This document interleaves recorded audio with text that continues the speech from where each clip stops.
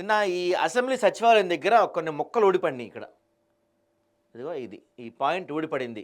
కింద పాపం Ramagundam market chairman ఒకాయన ఉన్నాడు. ఆయన కారు గూడా దెబ్బతింది. అయితే అక్కడ ఎవరు లేకపోవడం తప్పిన ప్రమాదం. పిల్లర్ల ఫ్రేమ్స్‌లో చాలా చోట్ల పగుళ్ళు. ఇప్పటికీ మరమ్మతు చేయని వైనం. ఇక వెంటనే వీళ్ళేమంటారు, ఓహ్! ఇది ఎవరు కట్టారో తెలుసుగా, 90,00,000 పుస్తకాలు చదివిన కేసీఆర్ కట్టాడు. ఆయన కట్టిన కాళేశ్వరం కూలిపోయింది, మేడిగడ్డ కూలిపోయింది. ఇప్పుడు సెక్రటేరియట్ కూడా కూలిపోతుందని చెప్పి హడావిడి చేస్తున్నారు. రాష్ట్ర సచివాలయం త్రుటిలో ప్రమాదం తప్పింది.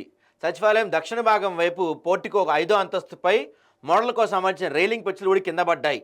అవి అక్కడ నిలిపి ఉంచిన రామగుండం వ్యవసాయ కమిటీ చైర్మన్ ఆయన కారుపై పడింది. సమయానికి కారులో ఎవరు లేరు, బై గాడ్స్ గ్రేస్. ఆ సమయంలో అక్కడ ఎవరూ లేకపోవడంతో పెను ప్రమాదం తప్పినట్లయింది. డిజైన్ కోసం అమర్చిన జీఆర్ఎస్సీ ఫ్రేములు ఊడిపడ్డాయి. అయితే పలు అవసరాల నిమిత్తం వివిధ కేబుల్ లైటింగ్ పనులు నిర్వహిస్తుంటారని, అందుకు డ్రిల్లింగ్ కూడా చేస్తున్నారని, ఆ కారణంగానే జీఆర్సీ ఫ్రేమ్ దెబ్బతిని ఊడిపడి ఉంటుందని నిర్మాణ సంస్థ చెప్తుందంట. అసలు దాదాపుగా 1,500 కోట్లతో గత ప్రభుత్వం నిర్మించిన సచివాలయంలో ఏదో ఒక విషయం వార్తలు నిలుస్తూనే ఉంది.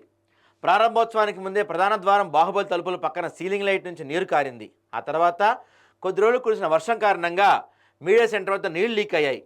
తాజాగా 5వ అంతస్తుపై ఏర్పాటు చేసిన జీఆర్సీ ఫ్రేమ్ ఊడిపడింది. నిత్యం సీఎం, మంత్రులు, ఉన్నతాధికారులు, వివిధ పనుల నిమిత్తం వచ్చే ప్రజలు తిరిగే సచివాలయంలో ఇలాంటి ఘటనలు తరచూ జరుగుతూనే ఉంటాయి.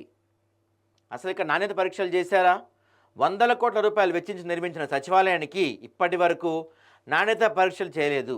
నిర్మాణం జరుగుతున్న సమయంలోనే ఎప్పటికప్పుడు నాణ్యత పరీక్షలు చేపట్టాల్సి ఉన్నా అలాంటివేమీ జరగలేదు. నాణ్యత పరీక్షలు చేయాలని నిర్మాణ సమయంలో అధికారులు సూచించినప్పటికీ పట్టించుకోలేదు. మరోవైపు ప్రతిపక్షంలో ఉన్నప్పటి నుంచే రేవంత్ రెడ్డి సచివాలయ నిర్మాణంపై అనేక అనుమానాలు వ్యక్తం చేశారు. సీఎంగా బాధ్యతలు చేపట్టిన తర్వాత సచివాలయ నిర్మాణం, నాణ్యత ప్రమాణాలపై సమగ్ర వివరాలు సమర్పించాలంటూ విజిలెన్స్ విభాగాన్ని ఆదేశించారు. ప్రస్తుతం విజిలెన్స్ అధికారులు విచారణ చేస్తున్నారు. ఇది కూడా మన కేసీఆర్ హయాంలో కట్టిన ఒక పెద్ద కట్టడం. ఎందుకు కట్టారో తెలియదు, ఉన్నదాన్ని అనవసరంగా పడేసి దాదాపు 1,500 కోట్లు పెట్టి కట్టారు. పెచ్చులూడి పడిపోతున్నాయి చూడండి ఇప్పుడు.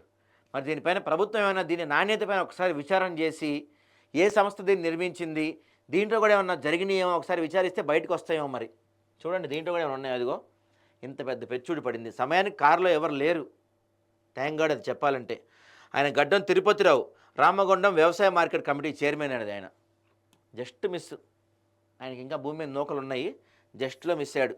మన అద్భుతమైన ఎవరైనా ఇంజనీరు, మోక్షగుండం విశ్వేశ్వరరావుకి పాఠాలు చెప్పిన గొప్ప వ్యక్తి, మేధావి, 90 లక్షల పుస్తకాలు చదివిన అపర మేధావి, రాజకీయ చాణక్యుడు, అపర భగీరథుడైన కేసీఆర్ కట్టిన కడ్డాలు ఏందండి, ఒకటొకటి పడిపోతూ ఉన్నాయి ఇట్లా.